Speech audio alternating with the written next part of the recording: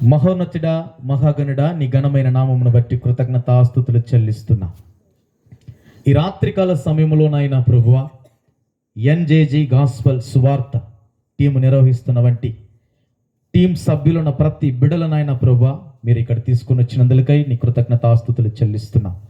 ఆయా ప్రాంతం నుంచి వచ్చిన ప్రతి బిడలనైనా ప్రభువా, మాతోనూ ఈ ప్రాంతముతోనూ వచ్చిన దాసులతోనూ వచ్చిన ప్రతి ఒక్క బిడలతోనూ మీరు మాట్లాడును గాక, సత్యము మాట్లాడును గాక. ప్రభువానికి స్తోత్రములు. అయ్యా, మీరు మాత్రమే మాతో మాట్లాడండి. మమ్మల్ని సరి చేయగలిగిన దేవుడువు నీవు గనుక, మా పక్ష నిలబడుతున్న దేవుడువు నీవు గనుక నాయన ప్రభువా, నేను మాట్లాడబోతున్న ప్రతి మాట నాదై ఏమి కాక నీవు నాలోనే నివాసము చేసి ఈ రాత్రికాల సమయంలో ధ్వని ఎంతవరకు వినబడుతుందో ఈ ధ్వని నాయన ప్రభా ప్రతి ఒక్క గుమ్మ మీద వినబడుతున్న ప్రతి మానవుడు హృదయము కదిలించబడును గాక. నీవు మాత్రమే నాయన ప్రతి జీవితాలు సరిచేయమని, వారి జీవితాలను వెలిగింప చేయమని యేసు నామములో అడుగుచున్నాము తండ్రి, ఆమేన్. హల్లెలూయా. ఎందుకు ఈ మాట అంటున్నానంటే, పోయిన సంవత్సరము నుండి ఈ సంవత్సరం వరకు మేము సువార్తను జరిపించాం. మేము జరిపించాను అనడానికంటే ఆయన మాతో నడుస్తూనే జరిపించుకున్నాడు ఆయన. హల్లెలూయా. ఎందుకంటున్నాను ఈ మాట? 120 సంవత్సరముల క్రితము నోవాహు సువార్తను ప్రకటించాడు. అయితే దేవుడు నోవాహుతో ఉన్నాడు. అయితే మునుపటి స్థితి ఎలా ఉందంటే, హనోకు 365 సంవత్సరములు దేవుని సువార్తను కూడా ప్రకటించాడు.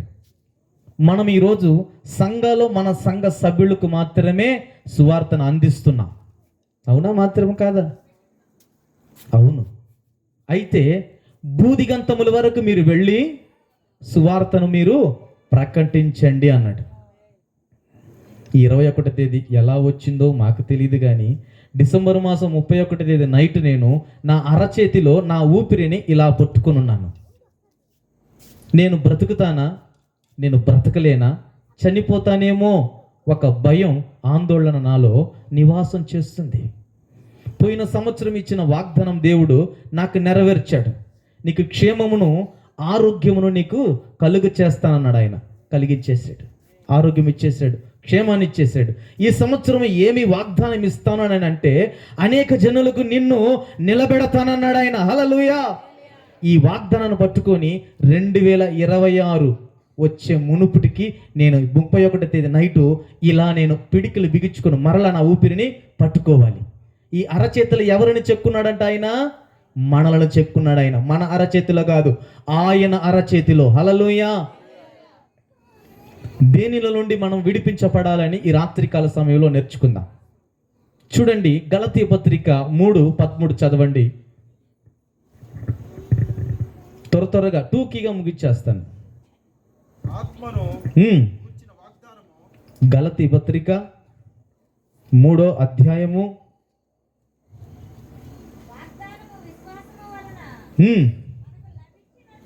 13 అయ్యా.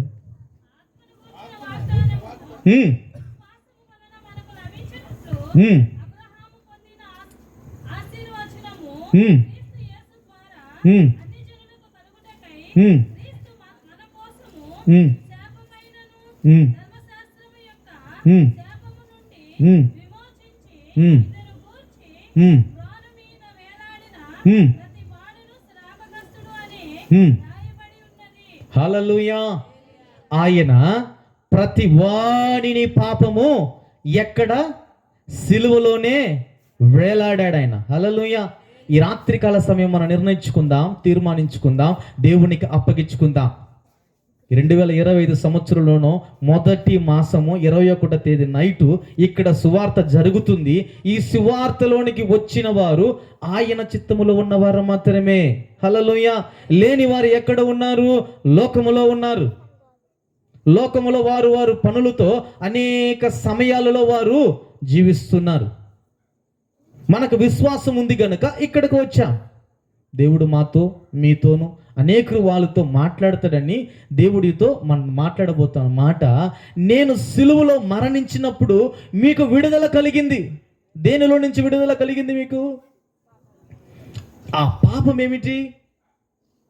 పాపం అంటే మనకు తెలుసు, ప్రార్థన చేయకపోవడమే పాపం. వాక్యము చదవకపోవడమే పాపం. నువ్వు సంఘానికి వెళ్ళకపోవడమే పాపం. నీ తోటి సహోదరుని నీ సంఘంతో పాటు తీసుకురాకపోవడమే పాపం. దేవుని నమ్ముకున్నంత మాత్రమే నువ్వు పరలోక రాజ్యానికి నువ్వు వారసుడు కాలేవు. మన పితరులైన అబ్రాహాము ఎటువంటి వాడు? విశ్వాసానికి తండ్రి. విశ్వాసముతోనే దేవుణ్ణి చూచాడు. ఈరోజు మనం విశ్వాసంతో ముందుకు వెళుతున్నామా? దేవుడు అంటున్నాడు కదా, ఆవగింజంత విశ్వాసం నీలో నేను కనుగొందునా అన్నాడు ఆయన. గొప్ప కార్యం చేస్తేనే నేను మందిరానికి వస్తాను, నీకు దేవుడికి నిబంధన చేసుకుంటావు. ఆయనేమంటున్నాడు, సిలువలో నేను చనిపోయినా నేను మరలా మృతులో నుంచి నేను లేపబడ్డానన్నాడు. పాపంలో నుండి లేపబడ్డాడు ఆయన. నువ్వు ఈరోజు పాపంలో నుండి నువ్వు లేయటంలే. మిమ్మల్ని గురించి ఎందుకు చెప్పడం, నా గురించి నేను మీకు చెప్తున్నాను సాక్ష్యం. దేవుడు పదే పదే నన్ను గద్దిస్తున్నాడు. నేను ఒక పాపిని, నేను క్రూరత్వం కలిగిన వాడను. మీరు చూసినంత మాత్రం కాదు, మనిషిని ఏ విధంగా చంపాలని కూడా నాకు తెలుసు. ఏ విధంగా చంపేసి నేను ఎలా పాత పెట్టగలను కూడా నాకు తెలుసు. ఎందుకంటే ఆ విధంగా నేను సహవాసములో ఉన్నవాడను. ఆ విధంగా దేవుడు అక్కడ నుండి నన్ను ఇక్కడికి రక్షించాడు. ఆ సిలువలో ఆయన మరణించినప్పుడు ఆ రక్షణ పాత్రలో నేను కూడా ఉన్నాను. హల్లెలూయా. అటువంటి గ్రహింపు శక్తి నీకు కావాలి అంటే నీకు విశ్వాసము కలగాలి. విశ్వాసం ఉందా? ఉందని జనాలకు చెప్తా. భక్తి ఉందా? జనాలకు చెప్తా. మందిరానికి వెళ్తున్నావా? జనాలకు చెప్తావు. నువ్వు చేసేది ఏంటంటే ఆ పాపం అనే వాటిని విడిచిపెట్టక, పాపం అనే మార్గంలో నడుస్తూ, పాపం అనే వాటిని చూస్తూ, పాపం అనే ఊబిలోనే ఉన్నావు. ఆ పాపం ఏమిటో మీకే వదిలేస్తున్నాను. నన్ను నేను ప్రశ్నించుకుంటున్నాను. కామ, క్రోధ, మచ్చ, ముడత, కళంకము, డాగు ఏమీ లేకుండా నువ్వు పరిశుద్ధతగా జీవించగలిగితే పరలోక రాజ్యంలోనికి నువ్వు వెళతావు. పౌలు అంటాడు, నేను వచ్చినది దేనికంటే సిలువను వ్యర్థము కానివ్వక నేను ప్రకటించడానికే వచ్చాను. బాప్తిసం ఇవ్వడానికిలే. నా గురి కూడా అదే. బాప్తిసం ఇవ్వడానికి నేను రాలేదు. సిలువలో ఉన్న ప్రతి మాటను ప్రకటించడానికే నేను వచ్చాను. సిలువలో ఏముంది అంటే రక్షణ ఉంది, పరిశుద్ధమైన రక్తం ఉంది, చిగురిస్తున్న వంటి వేరుంది. అదే క్రీస్తు. హల్లెలూయా. నమ్మిన వారు చప్పట్లు కొట్టండి. ఆయన క్రీస్తు గనక మనలో అనుదినము దినదినము చిగురింప చేసుకుంటే ఆయన మనము చిగురించాలి.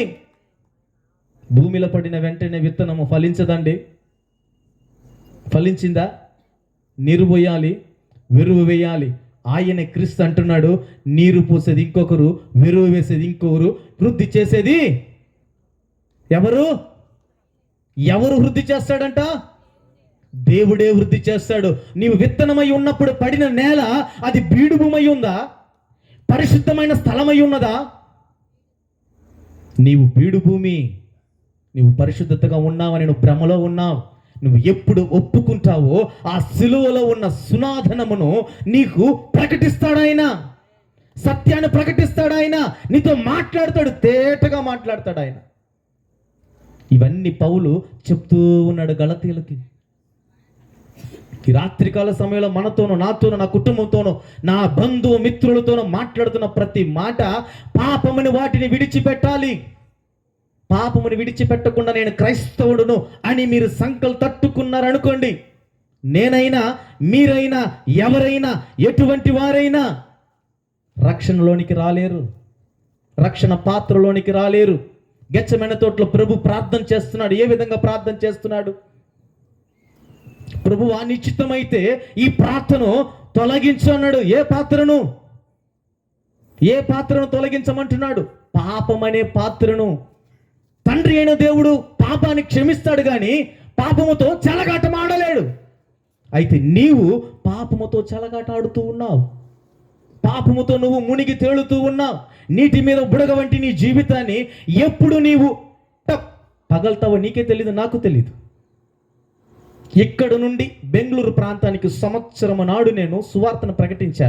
నా ముఖము ఆయన చూసింది లేదు, ఆయన ముఖం నేను చూసింది లేదు. పాల్తందే చర్చి తెలుసు అందరికీ. పాల్తందే చర్చి మీకు తెలుసా? బెంగళూరులో ఆ చర్చి సంఘ సభ్యుడు 80,000 రూపాయలు జీతగాడు.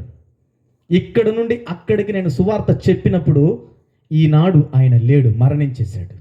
5 సంఘాలకి ఆయన సువార్తను అందించాడు. ఆయన ఒక్కొక్క సంఘంలో 300 మంది 400 మంది ఉన్నారు.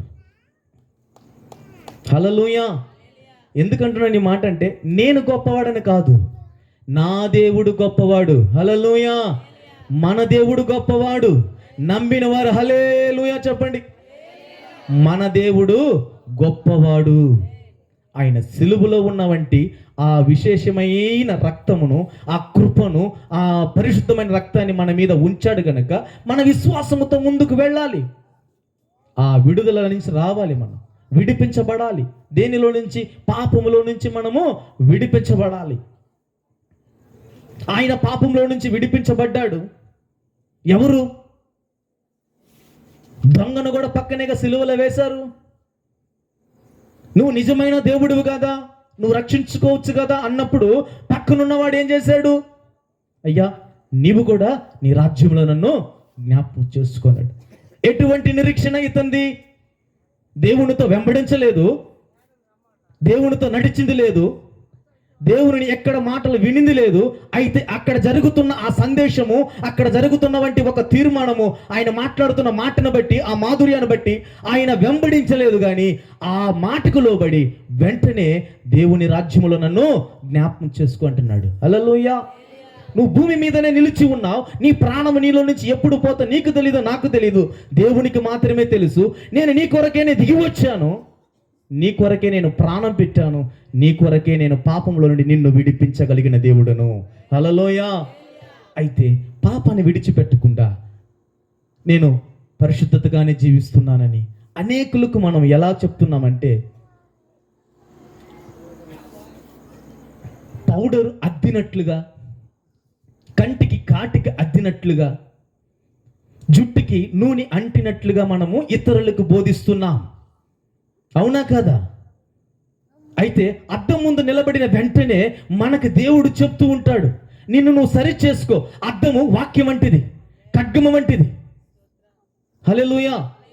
నేను అద్దం ముందు నిలబడినప్పుడు నేను చూస్తూ ఉంటాను, నన్ను నేను చక్కగా ఉన్నానా, అందంగా ఉన్నానా, తల చెడిపోయిందా, వస్త్రం ఏమైనా ఈ షర్ట్కి ఆ ప్యాంటు మార్చుకుందామని అనుకున్నప్పుడు పరిశుద్ధాత్మ దేవుడు నన్ను సరి చేస్తూ ఉంటాడు. ఎలాగంటే, నీవు ఎలా ఉన్నావంటే, లోకములో నువ్వు సంబంధం పెట్టుకున్నావా? లోకముతో నువ్వు ఎలా ఉన్నావు? సంచరిస్తున్నావా? నిన్ను పాపములో నుండి విడిపించిన దేవుడు నేను కాదా? నాతో కాదా నువ్వు నడవాలి, నాతో కాదా సంభాషించాలి, నాతో కాదా నువ్వు ప్రార్థన చేయాలి, నాతో కాదా నువ్వు ఉడன்பడిక చేసుకోవాలి. లోకంలో ఉన్న వాడు ఎటువంటి వాడు? నిన్ను అగాధములోనికి తీసుకుని వెళ్ళిపోయగలిగిన దేవుడా? నిన్ను అక్కడ నుండి విడిపించగలిగిన దేవుడు ఎవరు? యేసుక్రీస్తు. హల్లెలూయా. ఆయన అన్నాడు, సిలువలో మరణించినప్పుడే అగాధములో నుండి చెరలోనికి వెళ్ళిపోయి అక్కడ ఉన్న వారిని తీసుకుని వెళ్ళిపోయిన దేవుడు ఆయన. ఈ రాత్రికాల సమయం దేవుడు దిగి వచ్చాడు అనుకోండి, దిగి వచ్చాడు మన మధ్యలోనికి. ఇక్కడ మనం ఉంటామా? ఈ ప్రాంతంలో ఉన్నవారు ఉంటారు. మనము విశ్వాసము కలిగి ఉంటే ఈ రాత్రికాల సమయం మనం అందరం ఎత్తబడుదుము గాక. హల్లెలూయా. అది నిరీక్షణ, విశ్వాసము. ఆ సిలువలో ఉన్నటువంటి ఆ విశేషమైన కృప, ఆ కృప మన మీద ఉంది కనుకనే ఈనాడు మనము 2025 సంవత్సరం జనవరి మాసము ఈ రాత్రికాల సమయంలో దేవుని వాక్యాన్ని తేటగా మాట్లాడుతున్నాడు ఆయన. హల్లెలూయా. సంవత్సరం అంతా జరుగుతూ ఉండగా కార్యములు నూతనపరచువాడు ఆయన. సంవత్సరము జరుగుతూ ఉంది, కార్యములు నూతన జరుగుతూ ఉంది. నీలో క్రియలు జరగటంలే, నీతిలో మార్పు చెందటంలే. నీ విశేషమైన ఆయన కృప నీకు ఇచ్చినప్పుడు నీవు ఎలా ఉన్నావంటే, దేవుని విడిచిపెట్టేశావు, దేవుని విడిచిపెట్టి దూరంగా ఉన్నావు.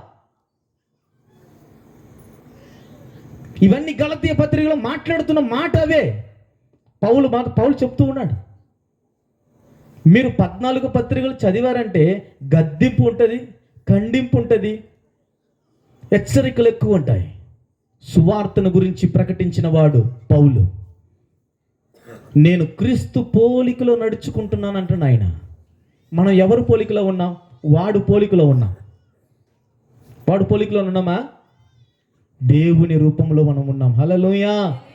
ఎందుకంటే మనము నమ్మి విశ్వాసముతో బాప్తిసం పొంది మారు మనసు పొంది పరలోక రాజ్యానికి మనము అందరము వారసులమై ఉన్నాం. హల్లెలూయా. ఇక్కడ మనం ఈ భూమి మీద విడిచిపెట్టిన వెంటనే ఈ దేహము భూమిలో ఉండిపోతుంది. ఎక్కడ? ఎవరిదంట ఈ సొత్తు? ఆత్మ దేవునిది.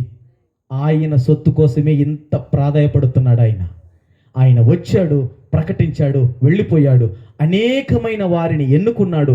ఇంకనూ సువార్తను ప్రకటించి నా కొరకు సిద్ధపాటు చేస్తున్నారా లేదని ఆయన మన మధ్యలోనే పరిశుద్ధాత్మ దేవుని విడిచిపెట్టిపోయాడు ఆయన. హల్లెలూయా. పరిశుద్ధాత్మ దేవుని గురించి వివరణ లేనప్పుడు, పరిశుద్ధాత్మ గురించి క్రియలే లేనప్పుడు, ఆత్మఫలాలు లేనప్పుడు నీలో విశ్వాసం ఎలా నీకు కలుగుతుంది? హల్లెలూయా. ఏందయ్యా వచ్చాడు, అరిచాడు, చెప్పాడు, వెళ్ళిపోతున్నాడు. నేను చెప్పేదా లేదా అని మీరు బైబిల్లో మీరు చూసి తేటగా చదువుకోండి.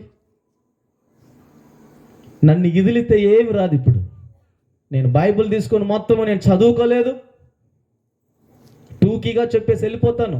అయితే దేవుడు నాతో మాట్లాడుతున్న విశ్వాసంతో నేను ముందుకు వెళుతున్నాను. హల్లెలూయా.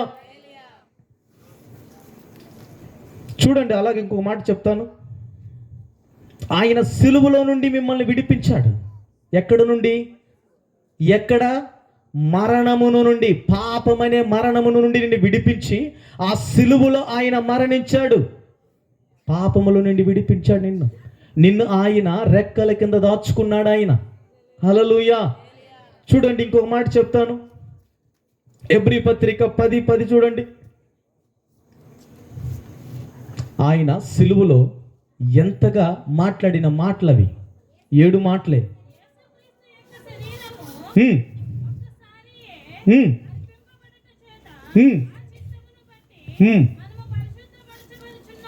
హల్లెలూయా.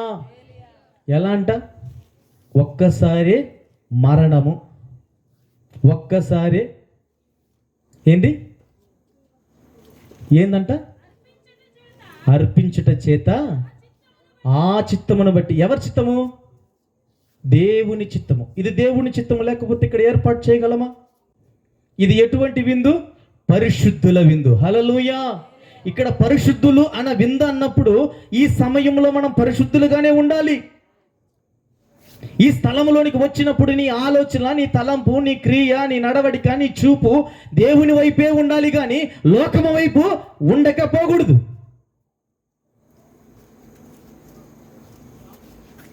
దేవుడు అంటున్నాడు, నేను పరిశుద్ధుడను, మీరు పరిశుద్ధులుగానే ఉండండి. నేను నీతిమంతుడును, మీరు నీతిమంతులుగానే ఉండండి. నేను యథార్థవంతుడుని, మీకు యథార్థవంతులుగానే ఉండండి అంటున్నాడు ఆయన. ఎవరు ఉంటున్నారు ఈ రోజుల్లో? ఉంటున్నారా? ఉండటంలా, అనుకుంటున్నా. ఎందుకంటున్నానంటే ఈ మాట నేను కూడా అనేకులకు చెప్పేవాడిని. బ్రదర్, నేను పరిశుద్ధుణ్ణి, నేను నీతిమంతుడిని, నా అంటూ శాంతపరుడు లేదు అని. నాకున్నంత కోపిష్టి ఇంకెవరికి లేదు.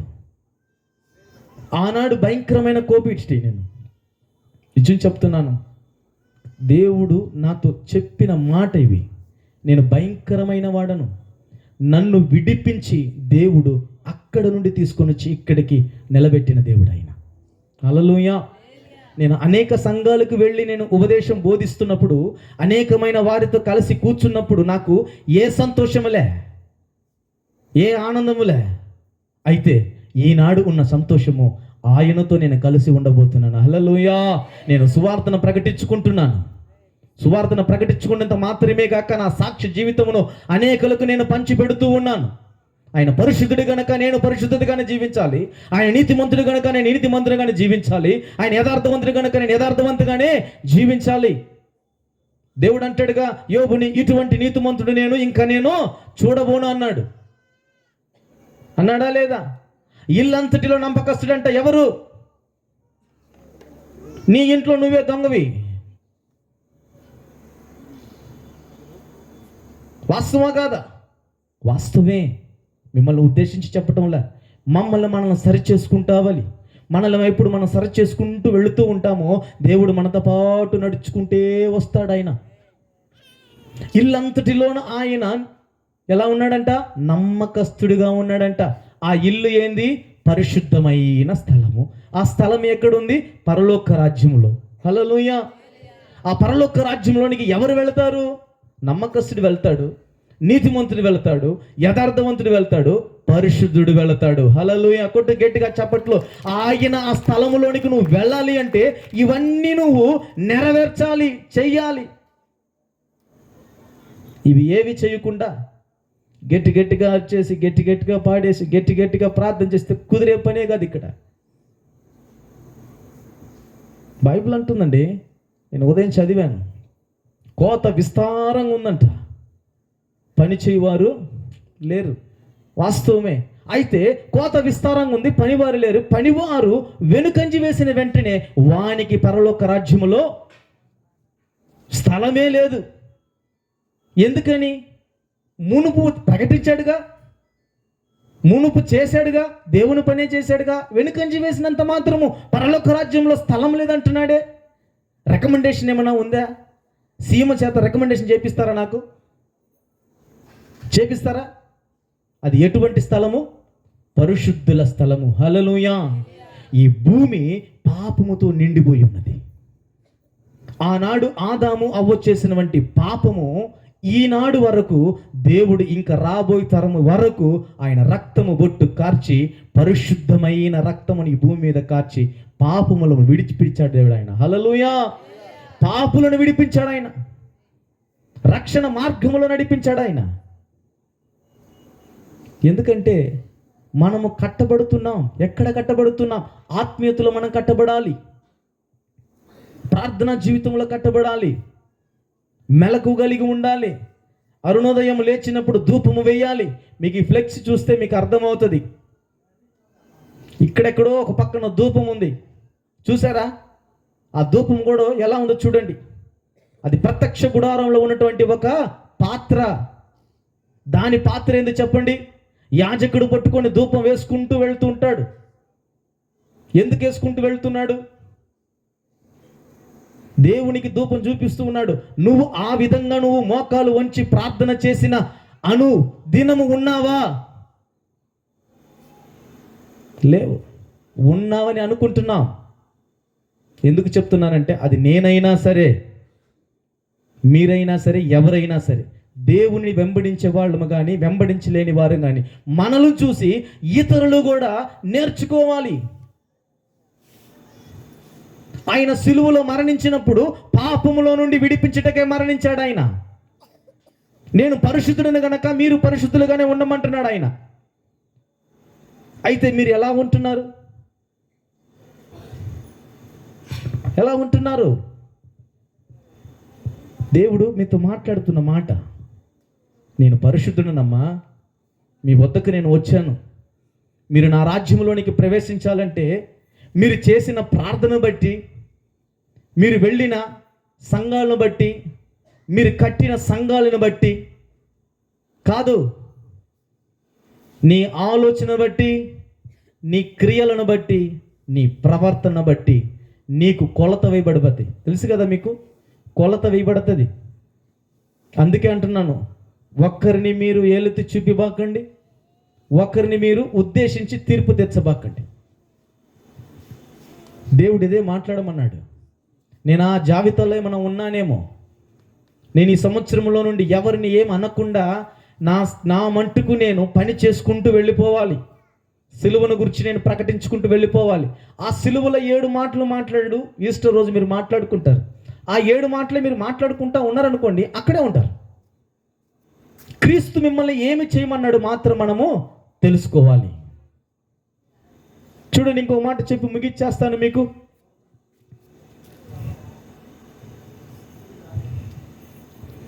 మొదటి తిమోతి 2వ పత్రిక, మొదటి తిమోతి 2వ అధ్యాయము 4వ వచనం.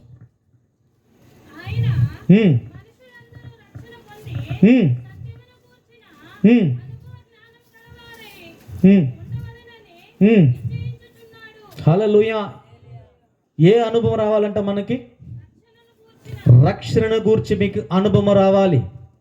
ఇతరులకు నువ్వు సువార్తను ప్రకటిస్తున్నప్పుడు, దేవుని గురించి నువ్వు చెప్తున్నప్పుడు, దేవునితో నువ్వు నడుస్తున్నప్పుడు ఇతరులకు ఎలా చెప్పాలి?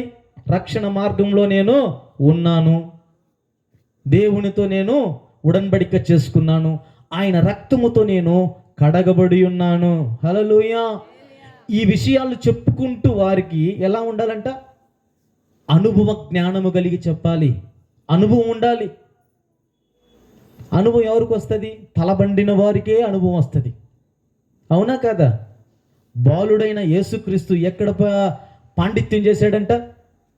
12 ఏళ్ళప్పుడు. ఎక్కడ చేశారండి?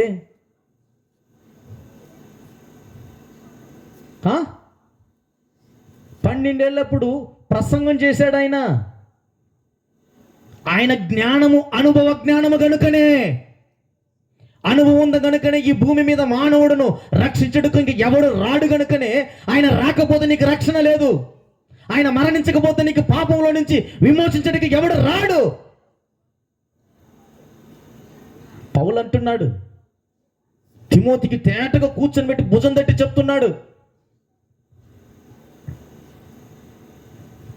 అనుభవ జ్ఞానము కలిగిన నీవు ప్రకటించాలి. ఈ అనుభవ జ్ఞానమును సంపాదించుకోవాలంటే నీలోను నాలోను ఏమి కావాలి?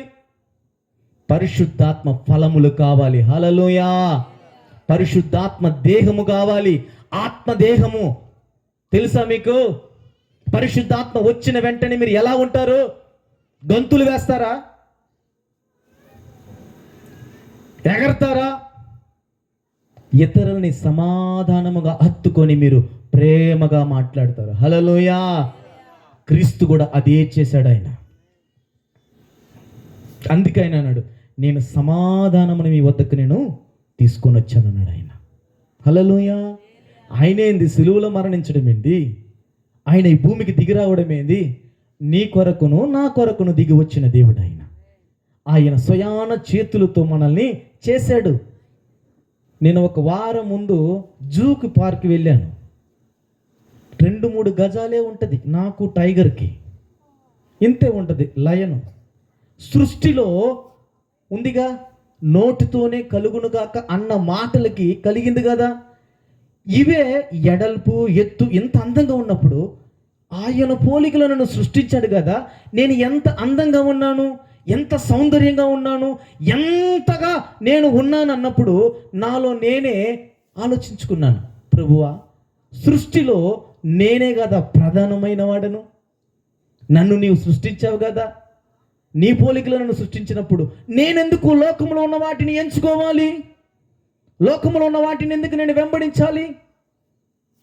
అప్పుడు నేను తీర్మానం చేసుకున్న మాట ఏంటంటే, ప్రభువా నోటి మాటతో కలిగిన ఇవన్నీ సృష్టి మాకంటే మునుపు వస్తున్నాయి కనుక నీవు ఎప్పుడు రాకడ కోసం ఎదురు చూస్తున్నాయి.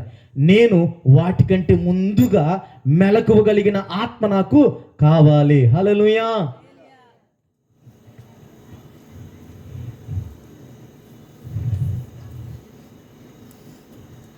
ఎందుకు చెప్తున్నానంటే ఈ మాట, దేవుడు మనతో రాత్రికాల సమయంలో మాట్లాడుతున్న ప్రతి మాట ఆయన సిలువలో దేనిని వ్యర్థము కానివ్వలేదండి పిల్లారా.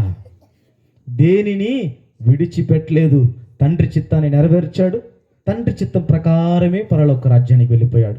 ఈనాడు రాబోయే దినము వరకు ఆయన ఎలా ఉన్నాడంట? నీ కొరకు, నా కొరకు, అనేక సంఘాల కొరకు, అనేకమైన విశ్వాసుల కొరకు, అనేకమైన ప్రజల కొరకు విజ్ఞాపన చేస్తూ ఉన్నాడు. విజ్ఞాపన బ్రతిమలాడుకుంటున్నాడు.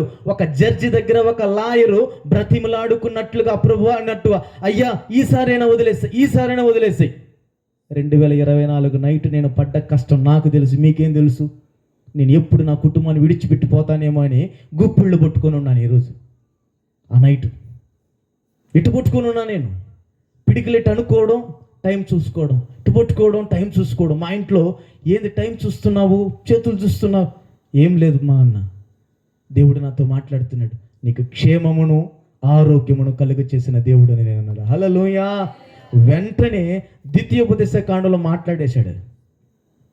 అనేకమైన జనుల ఎదుట నన్ను నిలబెడతానన్నాడు.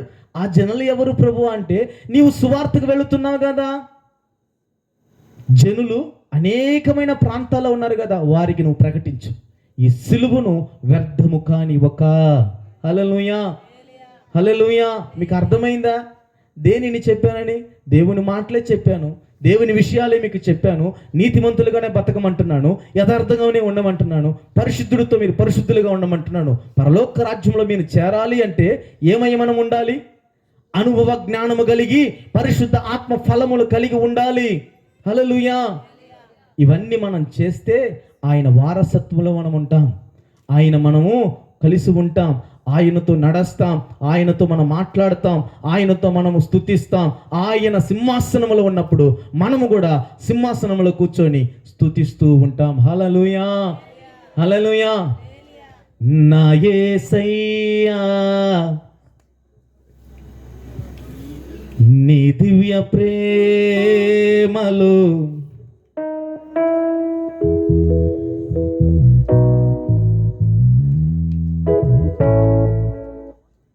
నా యేసయ్యా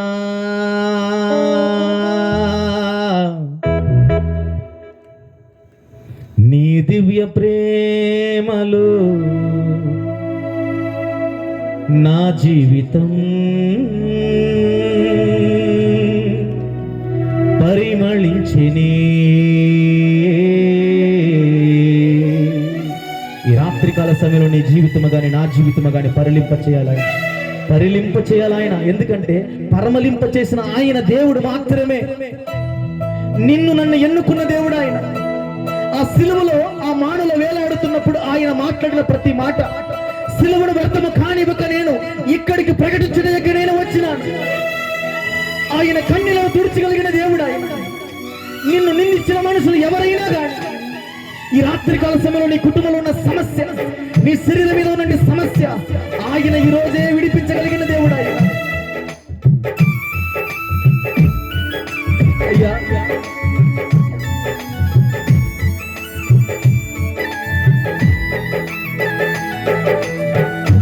ఒంటరిగూనై విలపించు సమయాన ఓదార్చువారే కానరారైరి. ఒంటరిగూనై విలపించు సమయాన ఓదార్చువారే కానరారైరి. ఔరా నీ చాటు నన్ను దాచినందున నీకే నా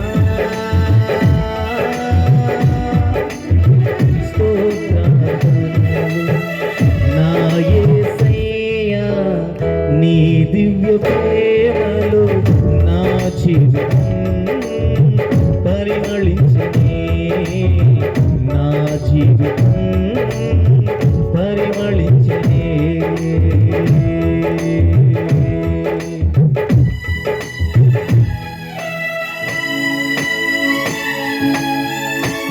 నా యేసయ్యా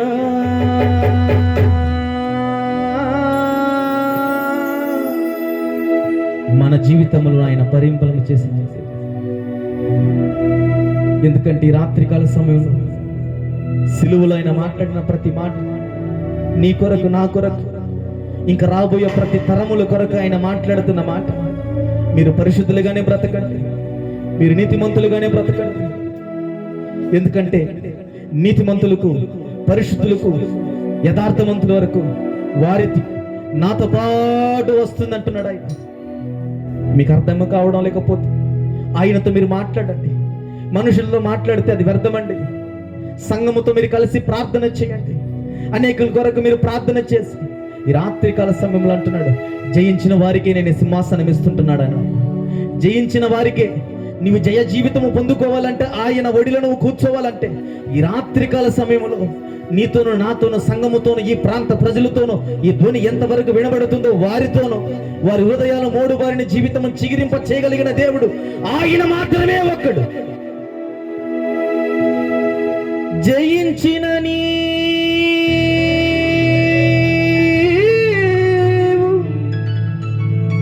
నా పక్షమై ఉండగా ఆయన మన పక్షమనే ఉండగలిగాడు. జయమే నా ఆశ. అయ్యా, ఈ భూమి మీద ఉన్నంత వరకే జయము చెయ్యాలి. జయ జీవితమే నాకు కావాలి. అపజయము నా వద్దకు రాకూడదు ప్రభువా. నా జీవితంలో అపజయము రాకూడదు. కన్నీళ్ళు వచ్చినప్పుడు వెంటనే నీ వైపు నేను తిరగాలి. బాధ వచ్చినప్పుడే నీ వైపు మోకరించి నేను ప్రార్థన చేయాలి. నాయన, నన్ను దుఃఖ పెట్టేవారు నాయన ప్రభా నేను క్షమించే గుణము కావాలి. ఇతరులు నా కొరకు ప్రార్థన చేసే అనుభవం నేను రావాలి ప్రభు. నేను అల్పుడను ప్రభు. నేను ద్రోహము చేసిన వాడు. నేను అనేకమైన సమయంలో నేను విడిచిపెట్టి లోకములోనే కలిసిపోయిన వాడు. అయినా మరలా నన్ను క్షమించి రాత్రికాల సమయంలో మీరు నిలబెట్టారు. నన్ను మీరు జ్ఞాపకం చేసుకున్నయ్యా. అయ్యా, నీవు తప్ప వేరొక దేవుడు లేడు గనక ఈ రాడు అయినా ప్రభా మీరు మాట్లాడుతున్నారు. నన్ను సరి చెయ్యండి. ఇంకను అనేకులకు నాయన ఉపదేశం బోధించుటకు మీరు నాతోనూ ఇక్కడున్న ప్రతి ఒక్క వారితోనూ మీరు మాట్లాడమని ఇక మీద నాయన ప్రభా జరగబోతున్న వంటి సమయమంతా మీ చేతులకు అప్పగించుకుంటూ యేసు నామములో అడుగుచున్నాము తండ్రి.